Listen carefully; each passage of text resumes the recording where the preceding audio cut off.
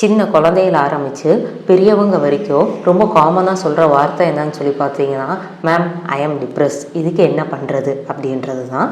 இந்த டிப்ரெஷன் அப்படின்னா என்ன அப்படின்றத இந்த வீடியோவில் பார்ப்போம். நான் டாக்டர் லோகேஸ்வரி, உங்கள் மனநல மருத்துவர். WHO என்ன சொல்லுதுன்னா, 5ல் 1 ஆளுக்கு வந்து டிப்ரெஷன் இருக்குது அப்படின்னு சொல்லி சொல்கிறாங்க.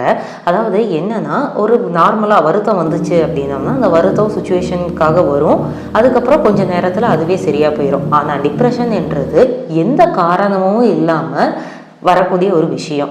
இது வந்து சில வாரங்களுக்கு 24 மணி நேரமும் எப்பயுமே மனசு வருத்தமாகவே இருக்கும். எந்த வேலைகள்லையுமே வந்து ஆர்வம் செலுத்த முடியாது, எப்பயுமே உடம்பு டயர்டாகவே இருக்கும், ரொம்ப மறக்க ஆரம்பிப்பாங்க, எதுலேயுமே கவனம் செலுத்த முடியாது, எப்பயுமே எதிர்காலத்தை பற்றின வந்து வருத்தம் மனசில் இருந்துக்கிட்டே இருக்கும். நம்ம என்ன பண்ண போகிறோம், எப்படி பண்ண போகிறோம், நமக்கு உதவ யாருமே இல்லையே அப்படின்ற ஒரு வருத்தம் எப்பயுமே இருந்துக்கிட்டே இருக்கும். நாம் தான் பிரச்சனை, நம்மளால தான் எல்லாமே அப்படின்னு எப்பயுமே ஒரு கில்ட்டோடையே இருப்பாங்க.